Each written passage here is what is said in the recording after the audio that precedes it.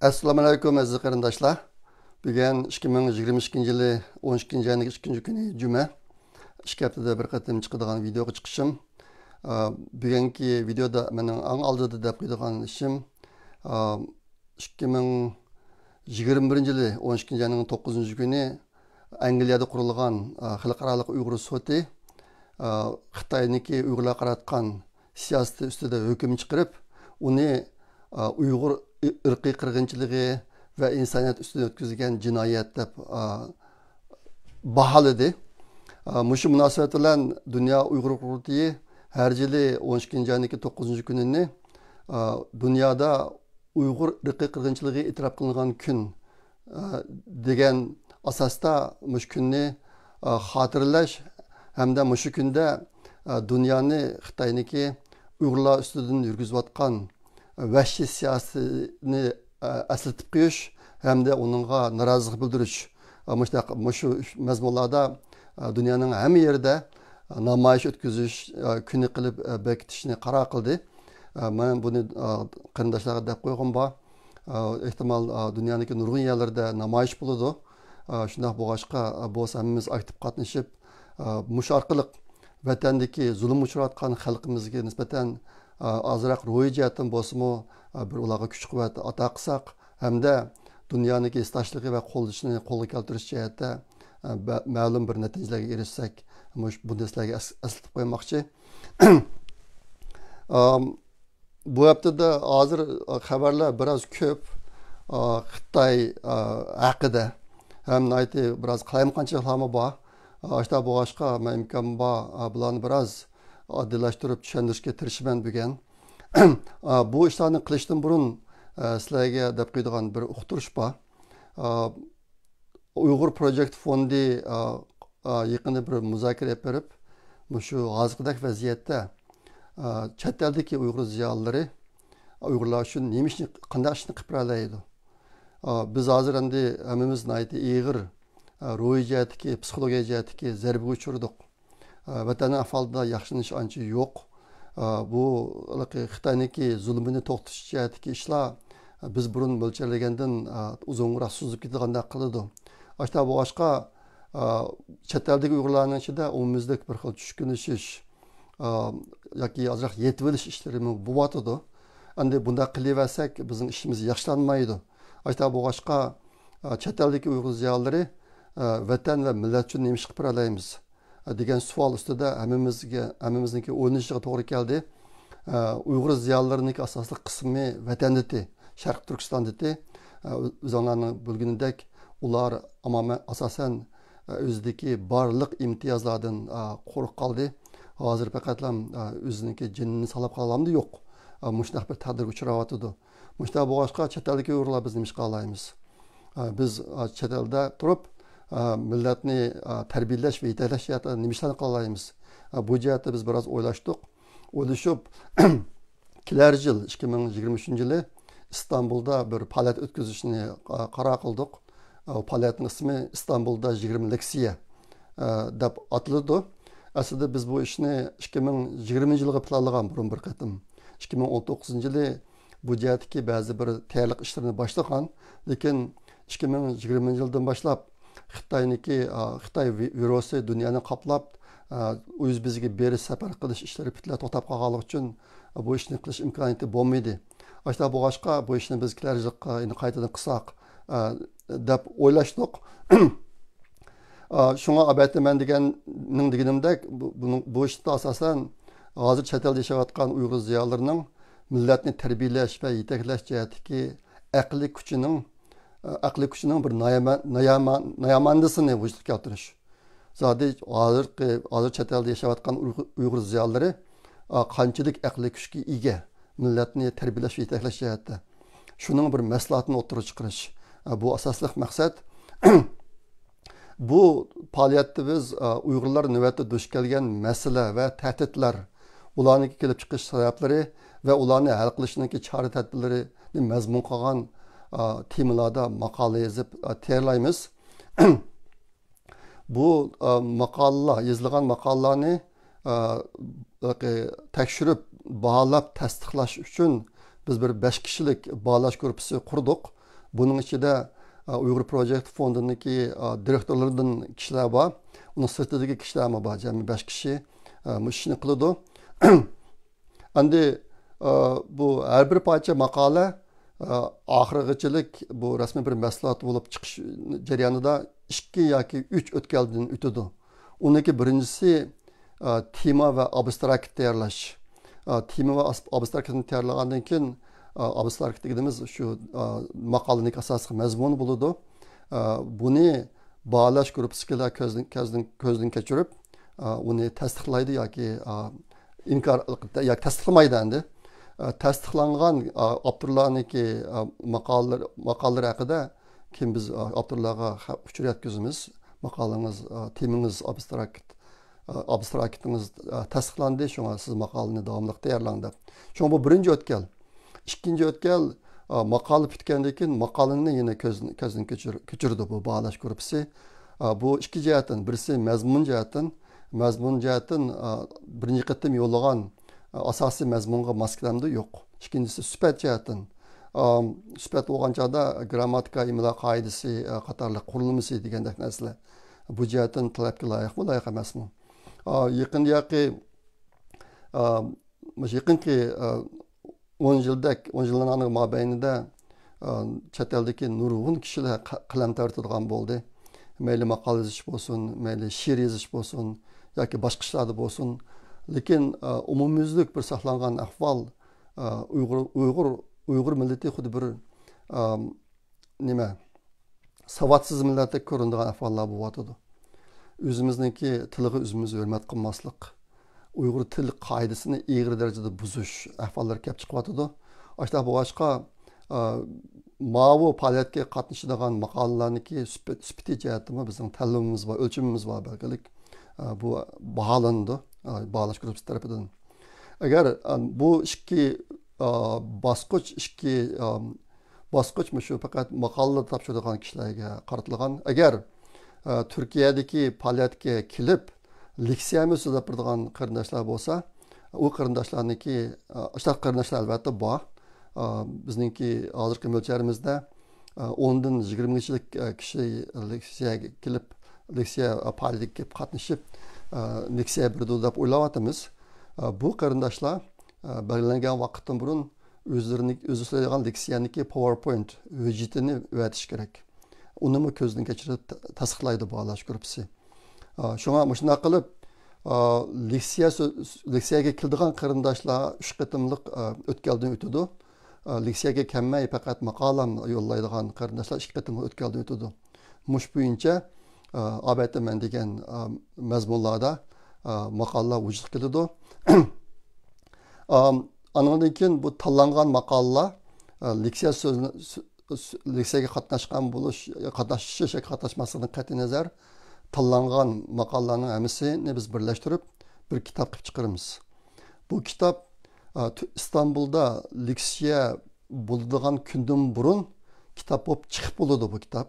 Biz shu naq maydonga olib shu kunisi leksiyaga kelgan qarindoshlarga haqsiz taqitimiz buni.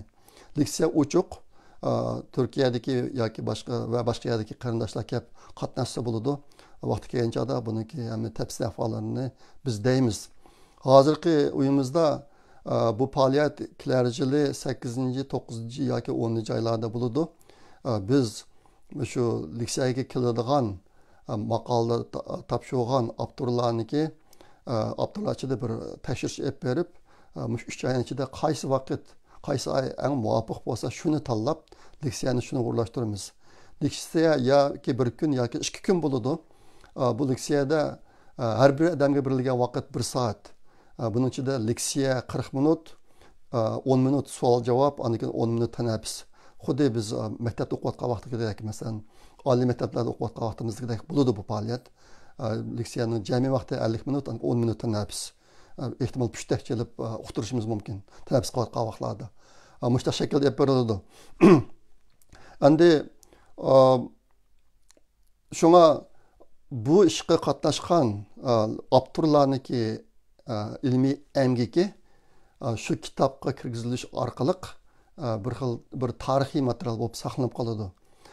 Biz bu kitobni albatta degandek onu bastırıp taqitimiz, ondan başqa oniki PDF nusxasını Uyghur Project Fondu'niki tor betiga qo'yamiz. Endi bu yerda odatda men har yilisi hozir o'zimning kasbiy sohasida xalqarалық yig'inlarga qatnashaman. U yig'inlarniki talabi, agar siz leksiya so'zlashga kammisangiz, sizning maqolalar to'plami bo'lib ishlangan kitobga kirgizilmaydi. Mushta bir sharti bor. Buni ular qilalaydi endi. Uning sababi nima desangiz, men bordigan xalqarалық ilmiy doktorat yig'inlariniki chiqimlarining hammasini bizning idora ko'taradi. Qolganlarniki hammasi shundoq. Ularniki chiqimlarini o'zining idoralari ko'taradi. Ashta boshqa bu mushtaq yig'inni uyushtirgan ilmiy jamiyatlar yig'inga kelib qatnashib, u yerda leksiya so'zlashni shart qilgan. Bular asosan o'zining chiqimlarini o'zi ko'tarib oladi. Masalan, hozir men qatnashayotgan yig'inlarniki tizimlash puli degan pulsi bor. Bu pul hozir $700 $900gacha. Ashta boshqa mushtaq faoliyatni uyushtirgan ilmiy jamiyatlar, xalqaro ilmiy jamiyatlar o'zlariniki chiqimlarini butun chiqirib olgandan boshqa ular biroz kirim qiladi. Endi biz unda qilmaymiz. Biz unda qilmaymiz. Maqola yozadigan qarindoshlardan chuqum Turkiyaga kelib leksiyaga qatnashmasangiz bo'lmaydi demaymiz. Sababi nima degan chaqda bu yerda birisi vaqt imkoniyati masalasi bor. Bu idoradagi biz xalqaro ilmiy jamiyat yig'iniga borsak, idoradan bizga vaqt beradi, necha kun vaqtni beradi. Lekin bu ish biz har bir shaxsiy o'z oldi qiladigan ish bo'lg'achqa, ular idorasining xizmatini so'rash kerak birinchisi. Ikkinchisi, yo'l kirasi qatorliq chiqimlar bor. Bu faoliyat qatnashning chiqimi xili ko'p endi. Men bu yil hozir qadar 3 qatim yig'inga berib bo'ldim Uyg'urlarnikiga. Türkiye, Yevropaga yig'inga borsam $1500dan $2000gacha chiqqan bo'ladi har qatim, bir qatimlik faoliyat endi. Agar Amerikaning ichida boshqa yerlarga borsam $500dan $1000gacha chiqqan bo'ladi. Endi biz bu chiqimlar sap o'ziniki yanchig'idan chiqadigan bo'lg'achqa, biz Uyg'ur qarindoshlardan, avtorlardan bu leksiyaga cho'qim kelinglar deb talab qilmaymiz. Shunga leksiyaga kelinmaydigan qarindoshlar maqolani tayyorlasanglar, ular tasdiqdan o'tsa, bağlashni o'tsa, biz yenilam kitobga kirgizaveramiz. Shunga bu yerdagi maqolalarniki kitobga kirmasligida leksiyaga cho'qim kelib qatnashib leksiya berish bu shart emas. Buni deb qo'ygan bor. Endi bu birinchi bosqich aytaman degandek tema va abstraktni topshirish. Buniki vaqti kelar yil 1-15-kunigachilik abstrakt yoki maqolaning asosiy mazmuni 20 betdan 1 betgacha bo'lishi kerak. Ammo u chuqum siz yozmoqchi bo'lgan maqolaniki umumiy ahvolini to'liq tushundira oladigan bo'lishi kerak. Mushuni 1-15-kundan burun menga mangdirib bersangiz, qolgan ishlar shunday ekan bo'ladi. Endi bu yerda aytaman degandek bu faoliyatniki asosli maqsadi bugungi davrdagi chet elda yashayotgan Uyg'ur ziyolilarining aqli kuchiniki namoyandasini vujudga keltirish. Bu bir maqsad. Ashta boshqa bu yerda bu maqolalarni butunlay o'zingiz yapgan tadqiqot, tekshirishlar asosida o'z oldingizga yozib chiqsangiz bo'ladi yoki o'zingiz o'qigan biror kitobni kitobdagi mazmunlarni tunishtiradigan bo'lsa bo'ladi. Shunga bu jihatda bizniki shart yuqori emas. Lekin bu yerga birdan-bir shart bu maqolaniki mazmuni chuqum Uyg'urlarniki hozirgi ahvoliga mos keladigan bo'lishi kerak. Bu birdan-bir shart. Qolgan jihatda aytaman degandek maqolani o'zingiz yozsangiz mayli yoki hozir g'arbda o'tirib chiqqan Uyg'urlar bilan munosabatli kitobdan birini o'qib, shuni bir maqola tayyorlab chiqsangiz hamda shu asosda leksiya so'zlasangiz bo'ladi. Ya'ni bir narsa maqolada o'z ismingizni ishlatmay bir taxallus ishlatsangiz bo'ladi. Agar o'zingizni oshkorlashni xohlamasangiz, sizning kimligingizni faqat men bilaman, boshqalar bilmaydi. O'zingiz bir taxallus ism qo'yib turib, maqolaga shuni ishlatsangiz bo'laveradi. Andan keyin bu faoliyatda aytaman degandek birisi kitob chiqadi, ikkinchisi Istanbulda leksiya bor. Leksiya 1 kun yoki 2 kun elib beriladi. Bu shu leksiyaga kelib qatnashadigan avtorlarning soniga bog'liq. biz leksiyani imkon bor naq maydondan taqitimiz, Uyg'ur Project fondidan naq maydondan taqitimiz. Ondan keyin har bir odamning leksiyasini birdan videoluk ders sifatida uni Uyg'ur Project fondiniki torbatlarga qo'yib qo'yamiz buni. Ondan keyin abayatni deganda kitobniki PDF nusxasini qo'yiladi. Buni mana shunday yaparmiz, xudoyim bo'lsa. Endi 2023-yilga elib boradigan bu leksiya bir sinoq shaklidagi faoliyat. Agar xudoyim bo'lsa, agar kelasi yil bu ishlar unumli bo'lib qolsa, bundan keyin har yil qilamiz biz. Shundaqda har yili chet eldagi Uyg'ur ziyolilarniki aqli kuchiga vakillik qiladigan mahsulot chiqib turdi birdan kitob har yilisi. Bu bir tarix bo'lib saqlanadi. Shundaqla bu chet elda yashayotgan har bir Uyg'ur ziyolilarniki millat uchun o'ziniki bir kishi to'pisini qo'shishidagi bir intayin yaxshi fursat.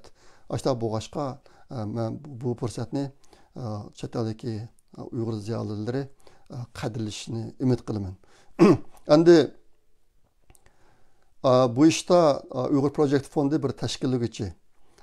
Biz hargiz tashkilot bu jihatda shart qo'ymaymiz. Shart abataman degandek bugungi davrda millatga bilim beradigan va millatni yetaklaydigan mazmun narsalarni mazmun qilish kerak. Shu birdan bir shart. Biz faqat tashkillaymiz bu ishni. Andan keyin shu vaqtda shu fursatni foydalanib deb qo'yadigan yana bir ish bizniki bir qism qarindoshlar bor. Millat uchun biroz ish qilsam, to'p qo'shsam deydigan. Lekin amaliy ish qilish imkoniyati yo'q qarindoshlar bor. Bunda qarindoshlar iqtisodiyotni yordam qilinglar. Uyg'ur Project fondiga biz ishni biz o'rlashtiramiz. Mana shuning birisi yana nurg'a ishlar bor. Hozir yana ko'plagan kishilar bizni izlayotdi. Millat uchun bunday bir ish qilsam deydigan kishilar bizni izlayotdi. Bu ishlarniki qanchani qila olamiz, qila olmaymiz, hammasi iqtisodga bog'liq. Ashta bo'g'ashqa shu millat uchun ish qilaman, lekin amaliy ish qo'limni kelmaydi degan qarindoshlar qanchalik bo'lsa shunchalik iqtisodiyotni yordam qilinglar, ishni biz qilaylik, biz o'rlashtiraylik. Endi rasmiy temaga o'tsak, yaqinqi bo'lgan eng bir cho'ng voqea Urumchidagi bir oyliklar binosiga o't ketib, Uyg'urlardan ko'plagan kishilarniki o'lib ketishi bo'ldi. Xitoy hukumatiniki o'tirib qo'ygan soni 10 odam o'ldi, 9 odam yaralandi dedi. Ammo hozir qadar boshqa manbalarniki o'tirib chiqargan soni 44 odam o'ldi, asosan Uyg'urlar degan xabarlar o'tirib chiqdi. Endi bu voqeadan keyin nihoyatda zo'r ishlar bo'lib ketdi. Buniki bir cho'ng bo'g'ashi endi bu o't apiti Xitoy davlati ichidagi va boshqa joylardagi Xitoy fuqarolarini qo'zg'adi. Xabarimiz bo'lgandek Xitoydan hukumatga qarshi ko'p joylarda namoyishlar bo'ldi. Meniki kelgan uchurga asoslanganda Xitoyda jami 48 shaharda namoyish bo'libdi. Ondan keyin chet eldami nurg'un joylarda namoyish bo'ldi. Bunun ichida Amerikami bor. Amerika New York shahrida bo'lgan namoyish doktor Mamat mening deyishicha hozir qadar u ko'rib boqqan eng cho'ng bir namoyishlarniki birisi bo'libdi. Necha ming odam kelibdi bunga. Ularniki tangdan tulsi Xitoy degandek. Men turayotgan yerda Los Angelesdagi Xitoy konsulati oldida namoyish bo'ldi. Undan boshqa Kaliforniya bu bir yangilik hozir. Kaliforniyadagi dangliq oliy maktablardan Stanford University, California University Berkeley sho'basi, California University Los Angeles sho'basi, anikin Janubiy California University qatorliq maktablardami mushu munosabat bilan Uyg'urlarga istoshlik qilish, Xitoy hokimiyatiga norozilik bildirish namoyishlari, faoliyatlari bo'ldi. Kishini ajoyib ta'sirlantirdi. Mushu munosabat bilan ish gapni yaqin men bu xil aldash oldim. Meni Los Angeles davr gezdim, bir qatam men bilan suhbat o'tkazdi. Al Jazeera televiziyasiniki inglizcha kanalimi nima suhbat o'tkazdi. Ish qilib yana mushtaq talablar yana kelyapti hozirmi? Endi bu qitimki bu faoliyatda endi bizningki vatanda o'lib ketgan qarindoshlarimizning ahvoli haqiqatan bak echinishliq. Uyg'urlarniki qirilishi yuz berayotgani uzun bo'ldi. 2014-yildan keyin, bo'lib 2017-yildan keyin turma, lager, majburiy emgak zavodlarida o'lib ketib qolgan nurg'un qarindoshlarimiz bor. Buning soni bak cho'ng. Lekin uniki resim, video bu narsa sirtqa chiqmaganligi uchun dunyo bu qatimgidek qo'zilib boqmagan. Endi bu qatim mush o'taptida 40 necha qarindoshimizniki vafot bo'lishi, o'lib ketishi bilan bu video resimlar tarqaldi keng ko'lamda. Shuning bilan dunyo qo'zg'aldi. Biz bu qatim his qilgan bir narsa Uyg'ur qirg'inchiligini to'xtatishda Xitoylarni harakatga keltirishning muhimligini bu qatim ko'rib oldik biz. Gerçi hozir qadar biz Xitoylarniki Uyg'urlarga istash qiladigan Uyg'urlar ustida yapgan irqiy qirg'inchilik munosabati bilan Xitoy hokimiyatiga qarshi ko'rsatilgan ishlarni ko'rib boqmagan. Bu qatim ko'rdik. Bu yerda bir yangilik bor endi. Endi Uyg'urlarning beshiga kelgan irqiy qirg'inchilik dunyodagi ko'plagan xalq va chet el hukumatlariniki Xitoy hokimiyatiniki haqiqiy abdi bashirisini ko'rib zo'r rol o'ynadi. Bu jihatda bu yaqinqi yillarda undaq cho'ng ilgirlash bo'lib boqqan emas burun. Mushtaq bir cho'ng rol o'ynadi. Endi bu qatim bo'lsa bu Urumchida bo'lgan o't afati Xitoy ichidagi va Xitoy davlatining sirtidagi Xitoy fuqarolarining qo'zg'alishini hamda ularniki Xitoy hokimiyatini tunilishidimi zo'r rol o'ynadi. Endi bu qatim o'tirib chiqqan bir yangilik shu namoyish qilgan Xitoylar Xi Jinping jallod taxtdan tushsin, Xitoy Kompartiya hokimiyati taxtdan tushsin, Uyg'ur jazo lagerlari taqalsin degan shuarlarni to'lladi. Yaqinqi zamonda Xitoyda ilib berilgan namoyishlarga qarab baxsak, bundan narsa o'tirib chiqib qolgan emas. Masalan, hukumatniki birinchi qo'l boshlig'i taxtdan tushsin, Kompartiya taxtdan tushsin degandek shuarlarni to'lab qolgan emas. Bu qatim bu bir yangilik. Buningga turtki bo'g'uvchilar Uyg'urlarning beshiga kelgan irqiy qirg'inchilik mushtaq rol o'ynadi.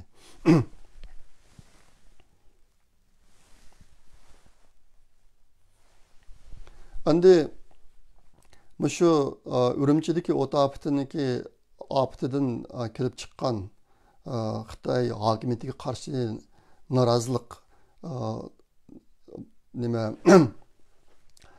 norozilik bildirish namoyishlariniki turtkisida Xitoydagi bir qancha shaharlar karantin qilishni amaldan qoldirganligini e'lon qildi. Bularning ichida Guangzhou, Chongqing, Lanzhou yana bir shaharmi bor. 4 shahar va o'lkalar buni e'lon qildi. Shunga endi ba'zaniki deyishcha bu ish bunidagi tez suratda butun Xitoy davlatiga kengaydi deyotdi. Bu haqiqatan shunday bo'ladi bo'lmamdi? Buni uqmaymiz. Uningga qarama-qarshi holda Xitoy hokimiyati Xi Jinping degan jallod bu qatimki harakatni qanliq bostirdi. Xuddi 4-iyun Tiananmen qirg'inchiligiga o'xshash qanliq bostirdi degan gaplarmi bor. Bu ikkisidan qaysisi rost bo'lib chiqadi deb bilmaymiz. Mening o'zimning farzimcha bu ikki xil ahvolniki 50% ehtimolligi bor. Hech nima deb bo'lmaydi. Endi Xitoy hukumatı bu yaqinqi ishlardan qo'rqib Xitoy davlatidagi o'quvchilarni, oliy maktab o'quvchilarini burunqidan muddatdan burun qish ta'tiliga qo'yibdi. Hozirdan boshlab qish ta'tiliga qo'yayotgan boshqa bir ish yuz berdi. Yana bir bo'lgan ish Xi Jinping degan jallodniki bir degan gapi bor ekan, burun asosan chet eldagilarga qaratgan gapi. Shu gapi bu cheklanibdi. O Xi Jinping nima debdi desanglar, Xitoylar tashkillandi, ularga endi chekilg'ili bo'lmaydi. Çekilsa aqibati yaxshi bo'lmaydi degan gap bor ekan Xi Jinpingniki videoliq. Bu gapimi yaqinda tarqatilgandi. Buni hozir Xitoy davlati ichida olib borayotgan namoyishlarniki munosabati bilan o'tirib chiqqan Xitoyning ichida shu videoni cheklab o'tibdi. Xi Jinpingniki shunday gaplarni qilgan videosini cheklab o'tibdi. Endi bu qitimki voqealarda kishiniki ko'nglini biroz yerim qildigan bir ahvol, g'arb ellarininki hukumatlari mush ishlarda pussa bildirishda biroz passivlik rol o'ynadi. Aslida g'arb ellarida dunyoda demokratiyalik tuzumni kengaytirish, demokratiyani ilgari surish jihatda izchil turda olib borayotgan siyosatlari bor edi. Bu qitim ashtaq siyosatni bir yuqori pallaga ko'taradigan intayin yaxshi fursat edi. Lekin biroz jim turib oldi bu qitim. Mayli Amerika hukumati bo'lsin yoki boshqa hukumatlar bo'lsin. Men hayron qoldim shaxsan. Bu nurg'un ishlar boshqa davlatlarga kelgan chog'da nihoyatda g'arbliklar sakrab ketadi, o'kirab ketadi. Lekin Xitoy kelgan chog'da bularning ovozi ichiga tushib ketadi endi. Mush qitimki ishtimi mushtarak bo'ldi meniki o'zimni kuzatishcha. Buniga mening ko'nglim yerim.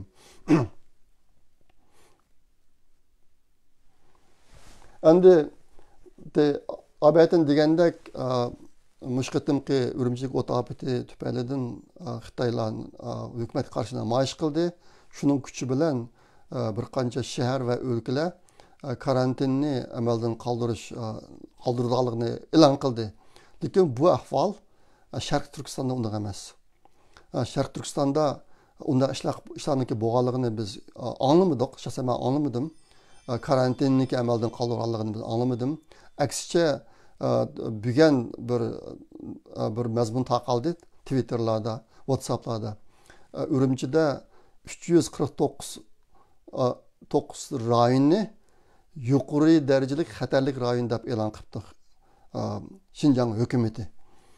Bu Xitoyniki qolgan o'lkalarda bo'layotgan ishlarga qarama-qarshi shunday bir ahvol o'tirib chiqyotdi. Boshqa yerlarda, Sharq Turkistondagi boshqa yerlardami karantinni amalda qoldirgan yoki xalqlarniki Uyg'urlarning sirtqa xohlagancha chiqalaydigan bo'lganligi haqida men xabar olmadim. Bu jihatda boshqa qarindoshlar oldim bilmayman. Ondan keyin yaqinda menga kelgan yana bir qism videolar bor. Buning ichidagi bir ahvol Uyg'urlarni karantin qildik deb uydan olib chiqib cho'ng zallarga sulab qo'yish. Necha yuz odamni bir zalga sulab qo'yish ahvoli. Buning aksicha Xitoylarni Uyg'urlarni uyga sulab qo'yish. Xitoylarni o'zining uyidan chiqib yoki ular ishqidigan Xitoylarni bilmadim. Bir videoda 10 Xitoyni bir Uyg'urning uyiga sulab qo'yibdi. Bu Uyg'urning uyi intayin chiroyli padazlangan bir uy ekan. Osti gillam, tomlarim shunday chiroyli. 10 Xitoyni bir uyga sulab qo'yibdi-ki, bizni mesela kichik uyga sulab qo'ydi deb norozilik bildirayotgan. Bu yerda endi bu faqat Xitoy hokimiyatiniki bir vahshiyona qiliqdan boshqa narsa emas. Uyg'urlarni o'zining uyidan chiqib cho'ng zallarga sulab qo'yib, Uyg'urlarni uyiga Xitoyni olib sulab qo'yish. Bu endi Uyg'ur irqiy qirg'inchiligidan boshqa narsa emas. Buni boshqacha tushundirish mumkin emas endi. Undan boshqa yaqin silingan, kam ko'lamda silingan Urumchi, Davanching, Korla, Qashqalarda silinibdi. Yolg'iz kishilik karantin qilish lagerlari bor. Bu ahvollarga bu yerga muslanganlar asosan Uyg'urlar bo'lishi mumkin. Bu jihatda hozir xalqaro keng ko'lamlik dokladlar o'tirib chiqmayapti. Qisqasi Uyg'urlarning ahvolida bu jihatda mening kuzatishimcha cho'ng yaxshilanish bo'lmayapti. Endi yaqinda chiqqan bir cho'ng yaxshi ish, bu ish tunugun bo'ldi. Amerika Avam palatasining a'zosi Yang Kim degan bir xonim, bu o'zi Koreyalik ekan. Xonim bir Uyg'ur siyosiy qonun loyihasini o'tirib qo'ygan ekan o'tgan yil. Bu qonun loyihasi tunugun payshanba kuni Avam palatasida intayin yuqori ovozda ma'qullandi. Uni qo'llab ovoz berganlar 407 kishgan, uningga qarshi turganlar 17, undan voz kechganlar 8. Bundaq ovoz berish Amerika tarixida intayin oz ko'riladigan ovoz berish. Mana Uyg'ur masalasi kelgan chog'da Amerika hukumatida ovozi qo'yilgan mana qonun loyihalari mayli demokratchilar bo'lsin, mayli jumhuriyatchilar bo'lsin, hammasiniki o'rtaq qo'llash asosida intayin ko'p ovozda o'tyotidi. Maqadin qismi shunday o'tdi. Bu biz uchun intayin bir cho'ng xo'shallik ish. Bunda xo'shallik ish bo'lishidagi yana bir narsa buning mazmuni. Buniki mazmuniki asosiy maqsadi Uyg'ur qirg'inchiligida Xitoy Kompartiya hokimiyatini maslahatga tortish. Mush asosiy mazmun qolgan.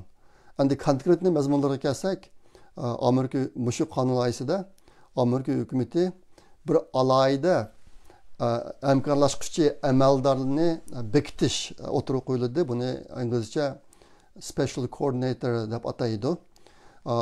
Bir qism millatlarga Amerika hukumati mana belgilab bergan nima turg'izib qo'ygan alayda xodimlari bor.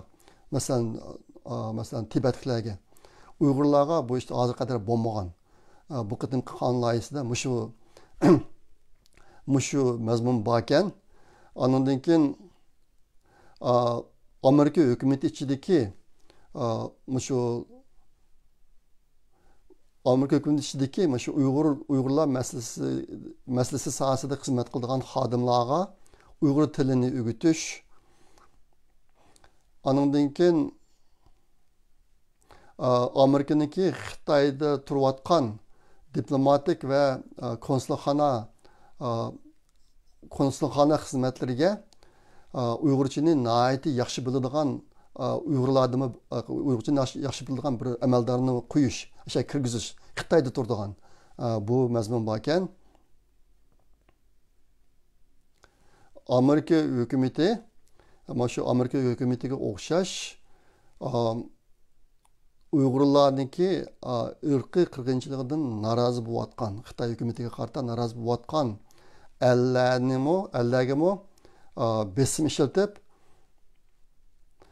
shu orqali Xitoyniki mana shu Uyg'urlarni ushlab qo'yayotgan jazo lagerlarini taqash jihatida ish olib berish. Shu bu qitim qonun loyihasida bu mazmun bor. Ondan keyin Amerika yumshoq kuchi tirishchanliklariga qo'shimcha yana pul ajratib,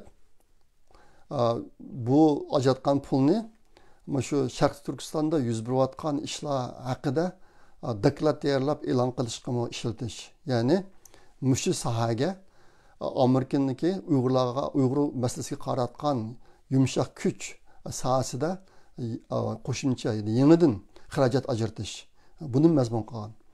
Shunga meniki his qilganim bu qatam endi bu special coordinator Uyg'ur masalasidagi alayda hamkorlashuvchininki o'tirish chiqishi, undan keyin Amerika va g'arb allarini harakatga keltirib, Amerika boshqa g'arb allarini harakatga keltirib, jazo lagerini taqtish jihati ish berish, undan keyin Uyg'ur masalasidagi yumshoq kuch sohasiga yangidan xarajat ajratish. Bu nihoyatda konkret ishlar bo'lganligi uchun endi agar bu rasmiy qonun loyihasi bo'lsa, meniki his qilishimcha Uyg'urlarniki bevosita foydasini ko'rish, vatanniki, xalqniki bevosita foydasini ko'rish jihatda bu qonun loyihasi buni qiladimi besib tushishi mumkin deb o'ylayman o'zim. Shaxsan shunday his qildim. Shunga bu ishga hammamiz xushal bo'lsak bo'ladi. Endi mush munosabat bilan sizlarga yana bir narsani deb qo'yim keldi. Bir hikoyani deb keldi. Burun sizlarga izoh degan bu narsani bir qisminglar anglamagan bo'lishinglar mumkin. 2000-yili 3-yanvar 14-kuni shu Los Angeles shahrida, men hozir yashayotgan Los Angeles shahrida Amerika xalqaro diniy erkinlik komissariniki bir isbot berish yig'ini bo'lgan. Men o chaqda San Fransiskoda yashaydim, Shimoliy Kaliforniyada. Men bir qancha do'stlarim bilan mashinada kelgan, kelib shu yig'inga qatnashgan 2000-yili 3-14-kuni.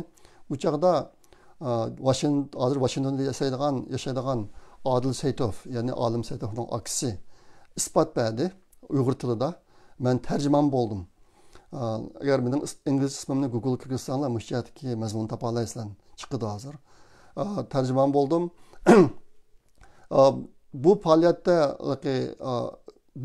bu faoliyat bo'lgandan keyin men intayin qattiq parishon bo'lgan. Sababi nima desanglar, bu yig'inga Falun Gongchilarning vakillari kelibdi, Tibetlarning vakillari bor, endi boshqalarning vakillari bor, boshqa shu nimaga zarba berishga uchirgan boshqa millatlarning vakillari bor. Ammo bularning hammasi kasbiy xodimlar ekan. Her bir gruppaga berilgan vaqt 20 minutmi, 30 minutmi, esimni qolmabdi, 20 minut meni esimni qilishcha. Shunga alarning hammasi kasbiy odamlar bo'lg'achqa, hukumatdan pul olib, maxsus ishni qilayotgan odamlar bo'lg'achqa, o'zim o'qigan kasbim shu. Bular intayin tez so'zladi yig'inda. Nihoyat jiq gaplarni davatdi 20 minutning ichida. Bizga kelgan chog'da isbot beruvchi Adil Saytov, Adilmo kasbiy xodim emas bu sohada. Ondan keyin Uyg'ur so'zladi, men tarjimonlik qildim. Ashta qilib biz yetkazgan mazmun boshqa qaraganda oz bo'ldi. Ashta bo'lg'achqa bu yerda bir kuchli selishtirim bo'lib qolib, Uyg'ur eng cho'ng qirg'inchilikqa uchragan bir millat turib, mundaq ishlar kelgan chog'da biz eng ojizga qoldik u yerda. Ashta bo'lg'achqa bizningki bir qatamliq yig'in tugab bo'lgandan keyin men shu vaqtdagi shu Amerika xalqaro diniy erkinlik komissarining boshlig'iga bir norozilik bildirdim men. Bizga obdan boshqa qaragan chog'da bizga asosan yordam yo'q. Bu qatim ham faoliyatim intayin ko'nglim yerim bo'ldi deb shu gaplarni degan vaqtlarda javob soldim men. Ahvolni ko'rgandan keyin. Ashta degandan keyin bular andaqda Uyg'urlarga biz ayrim bir yig'in ichib beraylik. Bugungi faoliyatdan keyin bir yig'in ichib beraylik deb bizga bir ayrim yig'in ichib berdi. O yig'inda meniki bilishimcha Uyg'urlarning 7-8 odam bor. Ondan keyin shu Amerika xalqaro diniy erkinlik komissarining kadrlari bor u yerda. Shu yerda bizga so'zlash fursati berdi. Bir qanchamiz so'zladik. So'zlagan chog'da men 4 talabni o'tirib qo'ygan. Ular so'radi, biz sizlarga nima ish qilib beraymiz deb. So'ragan chog'da men 4 talabni o'tirib qo'ygan. Uniki birisi Uyg'urlardan ko'chman akilish Amerikaga. Ondan keyin Uyg'urlarni bir ayrim bir millat deb Uyg'urlarga bir ayrim millat deb qarab, Xitoylardan farqli muomala qilish Uyg'urlar Amerika hukumatı. Buni deyishimning sabab Tibetliklarga ashta quvvatli uzun bo'lib ketdi Amerika hukumatiniki. Shunga Tibetliklar dunyoniki qanday yerida bir Amerika konsulxonasiga berib viza iltimos qilsa, shu vaqtda o'zlari berdi. Asosan cheklimi yo'q. Viza berdi bularga. Tibetliklarni bir ayrim millat Xitoy emas deb tunig'anlik uchun. Lekin shu viza olish, Amerikaga kirish ishida Uyg'urlar toki bugunga qadar Xitoylar bilan o'xshash salohiyatda turyapmiz. Hammasini Xitoydan kelgan deb hisoblaydi. Xitoy pasporti va Uyg'urlarning hammasini Xitoyning adami deb hisoblaydi bular. Ashta boshqa bizga intayin foydasiz ahvol yuz berib kelyapti. Hozir shundoq men shu joyda buni ikkinchi talab qilib o'tirib qo'ygan. Ondan keyin maxsus Uyg'urlar ustida ish yapardigan maxsus xodimlar bo'lish Amerika hukumatining ichida. U chog'da yo'qdi qatilam abataman degandek. Ashta boshqa mashta faoliyat olib qolsa, biz shunday bir bechara holatda ashta bo'ldik. Ashta bo'lish uchun buni dedim. Shu chog'da Tibetlarniki abataman degan gap Falun Gong qolgan hammasiniki nima Logay Foundation deb bir foundation bor, Xariyovniki. Bular hammasi Amerika hukumatining puli olib shu o'ziniki sohasida maxsus ishlaydi endi. Uyg'urlar bunaqa odam yo'qdi. Shunga buni 3-chi talab qilib qo'ygan. Ana 4-chisi shu special coordinator turg'izish, xuddi Tibetlarga o'xshash. Shu chog'dami Tibetlarniki special coordinatorsi bor Amerika hukumati ichida. Mush 4 talabni o'tirib qo'ygan shu vaqt o'zida 2000-yili. Buningdan 20 yil burun, 20 yarim yil burun endi o'tirib qo'ygan. Vaqtda men maqolatni ko'rgan ekan biroz aslab baqdim. Buning ichida ko'chman akilish ishida shu o'tgan yillarda Amerikaning ichidagi ko'chman masalasida qilgan bir ba'zi qarorlar ichida Uyg'urlarni eng oldiga qo'yish, yangidan ko'chman akilishda işte modlar bor. Men uni ko'rgan. Hozir bilgan konkretni uni aniqlab chiqib o'tirib qo'ygan vaqtim yetmaydi, lekin ashta ish bo'ldi. Bu yerda hargiz mening talab qo'yganligim uchun bo'ldi demoqchi emasman. Lekin men ayni vaqtda shu talabni qo'yib 20 yil o'tgandan keyin hozir bu ishlar bo'lyotdi. Ko'chman akilish ishi. Kanadaning bu jihati ishlarini aytib yaxshi mengmatdi. Ondan keyin Uyg'urlarga Xitoydan farqli muomala qilish. Bu bir ojiz nuqta. Hozir qadar hal bo'lmadi bu. Amerikada shu siyosiy fanatilab o'ziniki iltimosiniki tasdiqlashini kutib turayotgan uyg'urlar xili ko'p hozir. Bu jihatdagi ishlar ancha tez mamayotidi. Buni Amerikadagi qarindoshlar bilan biladi. Uchinchisi, maxsus uyg'urlarning ishini qiladigan butun kunlik xodimlar bo'lish. Bu jihatda g'oyat zo'r yuksalish bo'ldi. RFA buning birisi, Uyg'ur kishilik huquq projekti. Ondan keyin hozir Amerikaniki hukumat ichida bizning ikki Uyg'ur qarindoshimiz Amerika hukumati ichidagi kadrlar bo'lib ishlayotidi. Nigar bilan Nuri Turkiya almaslanga. Bu ishlar mana zo'r taraqqiy qildi yaqinqi vaqtlarda. Endi special coordinator turg'izish bo'lsa, endi bo'yotidi. Bu netni chiqib bo'lmadi. Lekin Avam palatasidan muştaq köpületlen ötüşü, Kengash palatasidan asallar ötüp ketişinden direkt burada menimce. Xudayım bursa bu işler yakında bulduğum oldu. Şuna bu işlerni bir dep koyğum geldi. Benim ismim İngilizce Kırgızistanlar Google'a çıktı bu mazmunda. Bu en vakti bu işler. Ma töt talep çıkmaydı. Bunu şu yığın kelgen qarindoshlar biladi. Endi yaqında bo'lgan yana bir cho'ng voqea Jon Zaminning o'lishi. Burun necha qatim o'lib bo'lgan bu odam, ammo sab yolg'on chiqqandi. Bu qatim rost chiqdi. Men bu ishni to'g'riq ozroq to'xtalaman. Sababi nima desanglar, Uyg'urlarniki beshiga 2014-yildan keyin kelgan irqiy qirg'inchilikniki nurg'un tadbirlari, taktikalari, usullari amaliyotda Jon Zamindan kelgan. Xi Jinping degan jallod unga varislik qildi. Jon Zamin 89-yildan 2002-yilgacha Xitoy Kompartiya Markaziy komitetining bosh sekretari bo'lgan.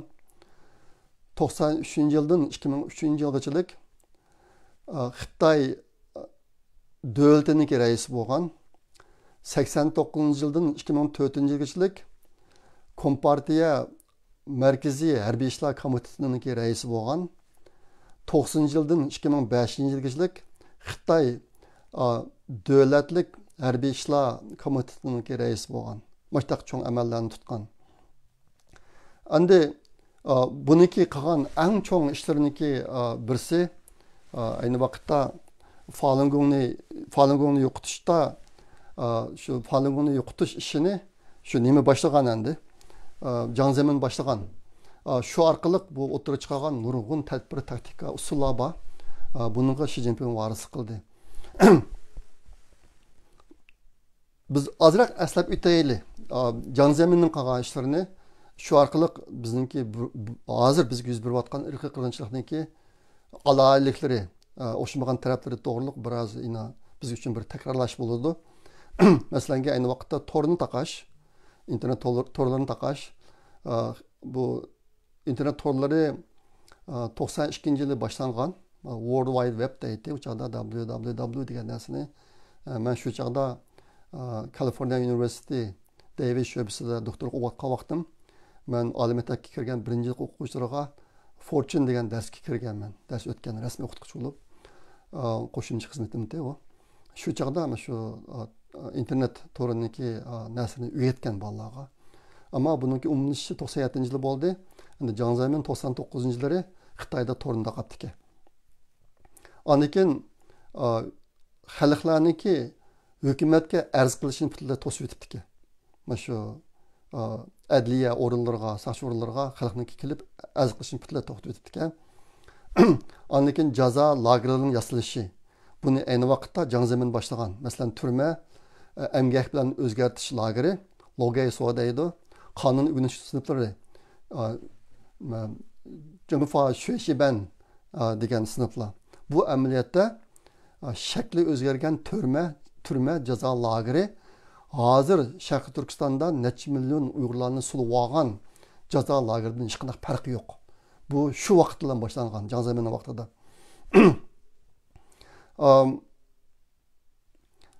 Jon Zamin qurgan lagerlarning soni 1 millionga yaqin beribdi ekan ayni vaqtda. Demakchi, uning kulmi hozirgidek cho'ng emas, Sharq Turkistondek cho'ng emas. Sharq Turkiston bu Lanjuda yasalgan bir lager var. Bir lagerga 300 mingdan 1 milliongacha odam patadigan bir lager var. U chaqdagilarning kulmi da cho'ng emas, lekin har yerda bor bo'lib ketgan. Uningda qiynash, qul qilib ishiltish, urib va hardirib o'ltirish, zərlik orunlarda işiltip öldürüş, zindanda öldürüş,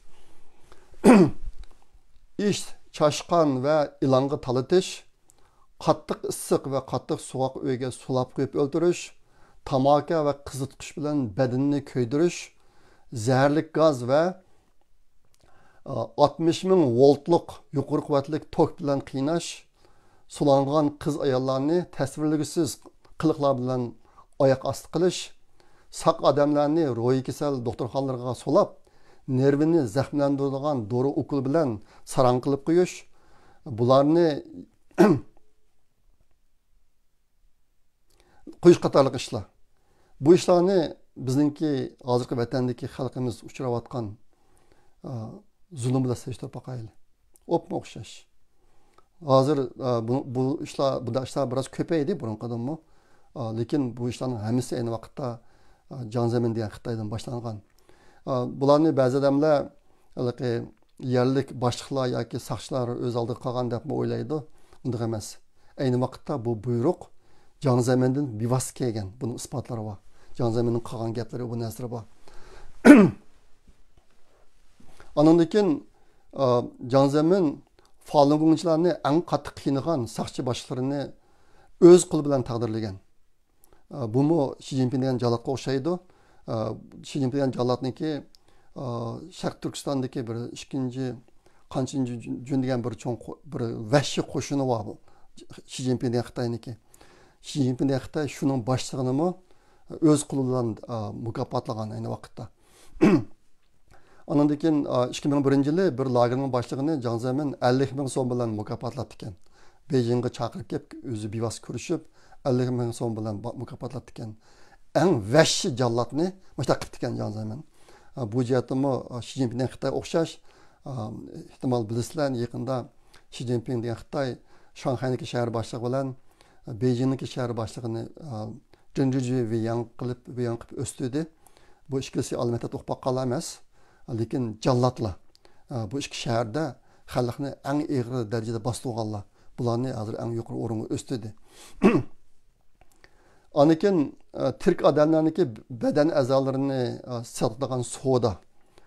Xitoyda bu savdo apparatlari Jiang Zemin vaqtida vujudga kelib taraqqiy qilgan.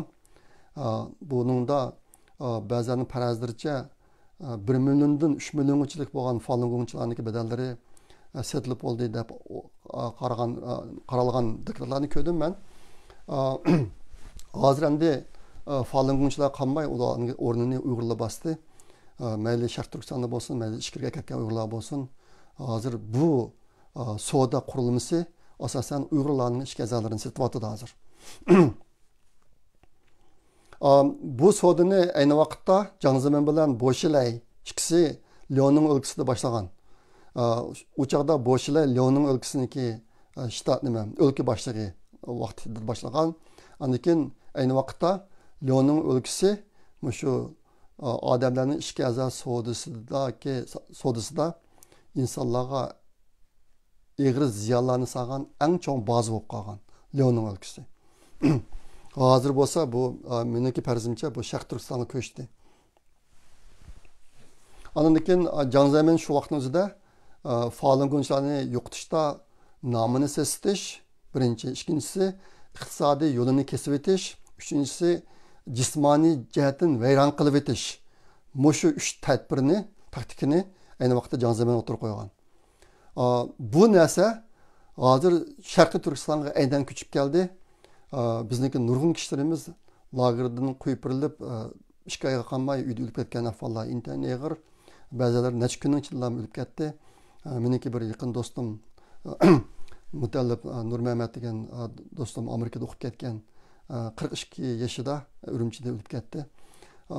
2 magistrlik olgan bola endi meniki adabiyot o'qituvchim Ahad Amonmi lagerda o'lib ketdi. O'shaning hammasi Xitoylar turma lagerga sulg'andan keyin u yerdagi kishilarga og'ir darajadagi badan jazolarini berib, shu orqali ularning badanini asosan zaxmlantirib, yashayamas hayotga kelib qo'yib, shu orqali o'ltirib bordi bularni. Bu ishlar hozir vahshiy davom etyapti hozirmi, lekin bulardagi rasm, videolar chiqmaganligi uchun xalqaro bu işlerden habersiz yoki olmasqisi yuribdi hozir. Biz deb kelyapmiz, lekin isbot yo'q. Bu g'alib uchun işte bo'lib ketib boradi.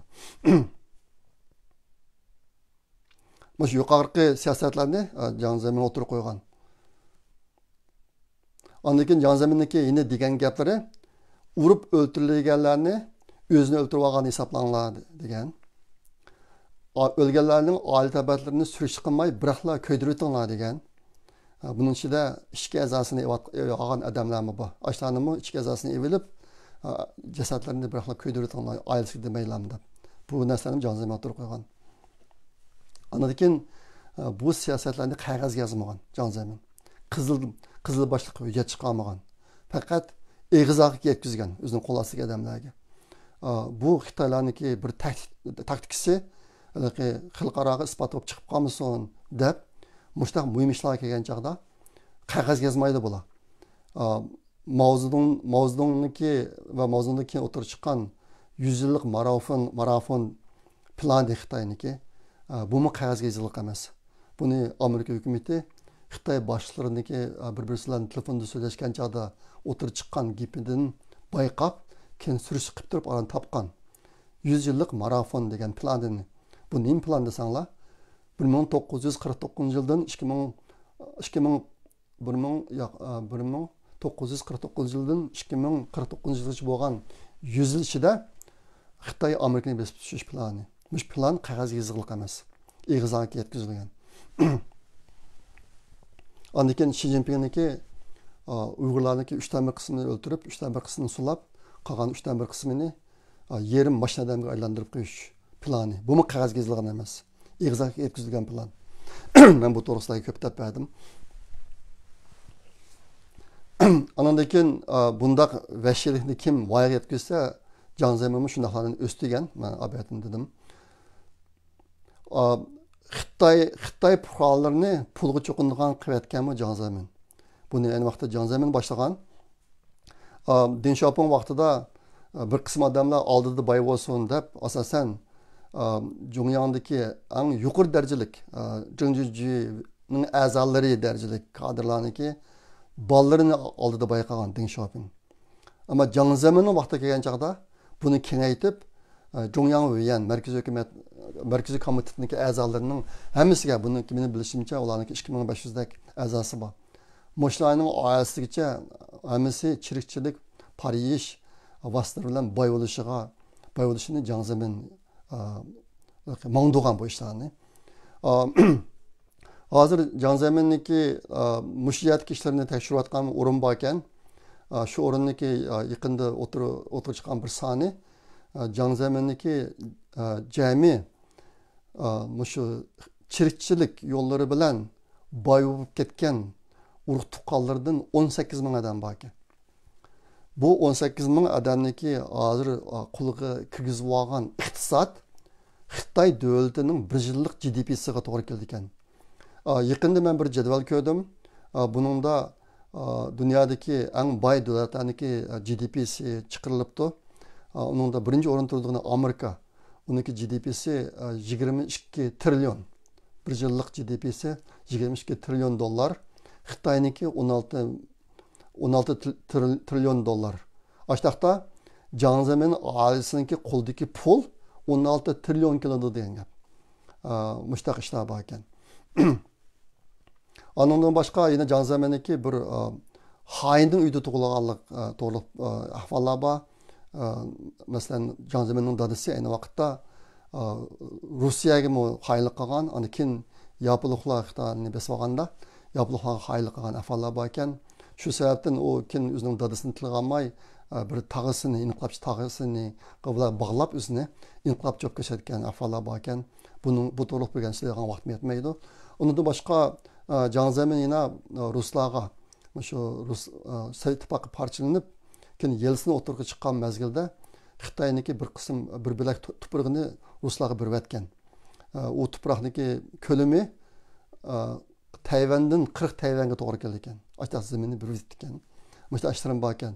Mushladimi Rossiyaniki, Jiang Zeminniki xoin oilasidan, josus oilasidan kelib chiqqanlik ahvollarni bildiganligi mushta sabablar bor deydi. Buni qiziqdiganlar tekshirib olsalar bo'ladi. Şunun bilan hozirgi Xitoy davlatidagi pulga cho'qinadigan, pul uchun har qanday ishni qiladigan ahvol axloqiy jihatdagi, e'tiqod jihatdagi cho'ng buzilishga sababchi bo'lgan asosiy odam Jiang Zemin. Shu yerda boshlangan, hozir davom etyapti. Ondan keyin shunga munosabatlik yana bir narsa bor. 981 qurilishi degan bir qurilish. Jubayo qurilish degan qurilish, boshliq uzun umr ko'rish qurilish degan qurilish bor ekan. Bu to'g'rida ham qiziqarli izinib yaqinlar. Buningda shu Jiang Zemin vaqtida o'tirg'i chiqargan bir narsa ekan. Buningda 3 narsa maqsad qilingan. Birisi salomatlikni ilgari surish, ya'ni qarimaslik. İkincisi yoshlikni asliga keltirish, bu qarimaslik. Üçüncüsü ömrünü 150 yılga uzatish, uzun ömür ko'rish.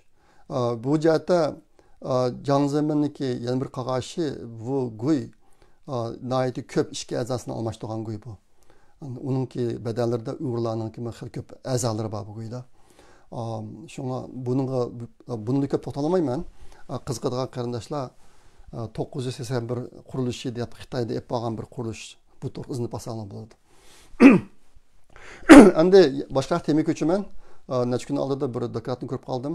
Nima ekan desanglar, Angliyada yaqinda bir ray sinash bo'pti, tekshirish bo'pti. Bu sinashda bayqagan bir narsa, Angliya davlatida hozir xristian dinga ishlaydiganlarning soni osonlikqa yerimdan pastga tushib qolibdi. Ya'ni 2012-yili o'zini xristian hisoblaydigan nüfusunun soni 59,13% ekan. Yaqinqi tekshirishda bu son 46,12%ga tushib qolibdi. Dinga ishlaydigan xristian, o'zini xristian hisoblaydiganlar soni 46,12%ga tushib qolibdi. Endi oxirida yana bir deb qo'ygan gap, ehtimol diqqat qildinglar. Uyghur Project Fondi ostidagi Uyg'ur axborot markazining haftalik xabarlar videolik programmasida o'zgarish bor. Yaqinda cho'ng o'zgarish bo'ldi. Studio yangilandi. Ko'rmagan qarindoshlar ko'rib yaqinlar. Nihoyatda esli chiqaryotdi. Buni qilayotgan qarindoshlar kech kunduz tirishayotdi. O'qimaysizlar ularni qanchalik badal to'layotganligini. Bo'lsa ko'ringlar. Ondan keyin uningga bir barmoq berib qo'yinglar. Uyg'ur axborot markaziniki YouTube kanaliga agashmagan bo'lsanglar, meniki YouTube kanalimga agashmagan bo'lsanglar, agashib qo'yinglar, barmoq berib qo'yinglar. Bu sizlar qilaydigan eng kichik ish. Hech qanday vaqt ketmaydi. Buni qilayotganlar uchun zo'r ilhom bo'ladi bu ishniki. Buni bir deb qo'ydim. Endi oxirida deb qo'ydiganim 12-oyda Turkiyadagi iqtisodiy qiyinchilikdagi bolalar o'qitishda, bolalarni zamoniy maktablarda o'qitishda iqtisodiyotda qiynalib oilalarga yordam qilish bir turini boshlagan o'tgan yil. Yaqinda 1 yil bo'ldi bu. 1 yil bo'lib, mana shu 12-oydan boshlab yangi bir bosqichga o'tdik. Aslida men buni to'xtatib qo'yay degan, to'xtatib bu ishlarni Uyg'ur yoriga o'tkazib beray degandim. Uyg'ur yori bunga aytdi, xo'shallik bilan ma'qul bo'lgan. Lekin yordam qilayotgan qarindoshlar bu ishni yine men bilan qilishni xohlaydiganligini bildirganlik uchun pulni yine men yig'ib Uyg'ur yoriga mandirib qo'yapman. Bu yaqinda bo'lgan o'zgarish. Bu yordamni olayotgan oilalar aslida 16 oila edi. Ularga har birisiga $100 birib kelgan toki yaqin qadar. Yaqinda bu qatimki bu 1 yil bo'lgan munosabat bilan ba'zilarniki qilayotgan yordamining miqdori azaydi, ba'zilar to'xtab qoldi. Shuning bilan 16 yordam qilayotgan 16 oila 15 ga tushib qoldi. Bir oilaga yordam qilayotgan qarindoshimiz to'xtab qolganligi uchun uni to'xtatib qo'yishga majbur bo'ldik. Qolgan 15 oilaning ichidagi evatgan yordamning miqdori bir qism oilalarga $40 tushib qoldi, bir qismlarga $50. Bir qismlari yana $100 evatdi. Chiqib azlab ketdi. Ba'zi yordam qilayotgan qarindoshlar to'xtab qoldi. Men yaqinda yana bir qarindoshimiz qo'shildi. Her $100'dan bir dağanga aşağı bilan bunu tanışab yürüp hozir yine 15 ailaga yordam qildik 12 ayda. Lekin ba'zilari 40, ba'zilari $50 yavatdi. Shunga bu ishda agar endi mushtaq bola o'qitishda ig'ir qiyinchilik chiqib qolgan oilalarga yordam qilishni xohlagan qarindoshlar bo'lsa, men bilan aloqa qilishinglar. Bu ishni qilsak bo'ladi. Meniki yukim ig'ir. bunda chaqiriq qilsam yangi ishni bu ishlarni ko'paysam meni yukim yana ig'ilishdi shunday bo'lsin mayli endi hammamizni xabarda bor mayli dinimizda bo'lsin mayli boshqa axloqiy o'lcham nuqtasidan bo'lsin bu saxovatchilik ulug' ish boshqa buni qilaman degan qarindoshlarniki ko'ngli yerda qolmasin bu bir yaxshi fursat shu buni qilaman deganlar mana bu aloqalasanglar bo'ladi buni biz uddalashtiramiz bu ishda kelgan yordamni taqsim qilishda baholash korrupsiyalar mavjud yaqinda biz bu ishni muzokara qilib kamlab ketgan puldagi oilalarni butunlay chiqarib aytaylikmi yoki kirayotgan pulni taqsim qilib beraylikmi deb muzokaralashib taqsim qilib beraylik degan qarorni olib shunga bir qism burun $100 yeyotgan oila $40 chiqqan ahvol shunday kelib chiqdi bundan keyin ishlarni shu guruh bilan maslahatlashib ish qilamiz bugun shu yordam to'xtab qolgan bir oiladan menga bir parcha xat keldi uchur keldi bu uchurni sizlarga o'qib beray bir xabardor bo'lib qolinglar assalomu alaykum tishqi aka salomat turdinglarmi yordamga yangidan tizimlashga bo'lamdi qish kirgachga chiqimlar ko'payib ketdi biroz tas bo'lib qoldi bir qizim LGC o'qiyotdi men tushunamadim man so'rashga vaqtim yetmadi shu ishlayapman birisi kasbiy maktabda o'qiyotdi chiqimlari xili bor qolganlarimi normal maktabda o'qiyotdi o'qish materiallari taqiq qimmat shunga uchur qilishim yangi yordam qilib qolsa bizni qo'shib qo'yalimi deb so'rabdi albatta yangi yordam kelib qolsa oldi bilan burun yordam yeyotgan qarindoshlarni o'ylashimiz undan boshqa menga iltimos kelgan 15 tak oila bor ularga hech qanday yordam qilolmagan agar qilgan yordam ko'payib qolsa shularni ichidan tanlab yordamni yetkazamiz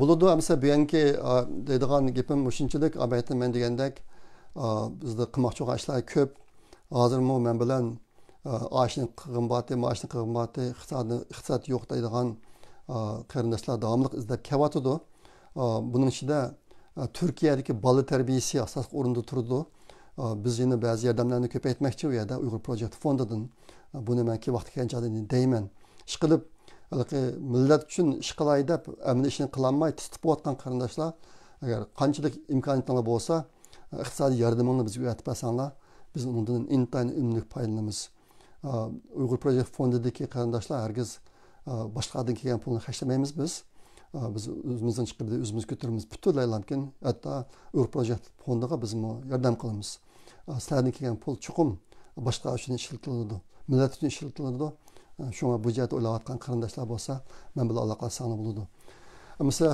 ma'qul bugun Janzamening ishini ko'proq so'zlab ketdim ehtimol shu munosabat bilan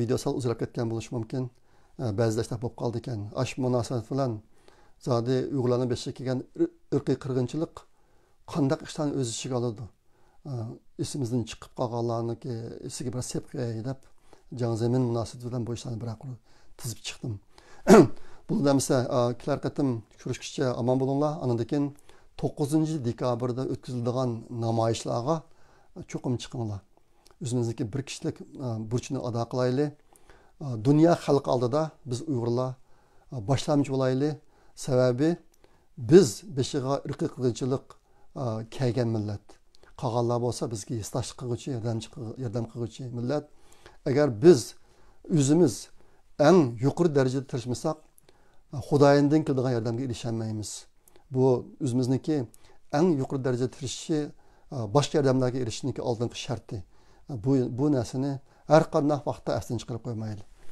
bu demsa xayr xo'sh allohga omonat qilar qatim kirishcha omon bo'linglar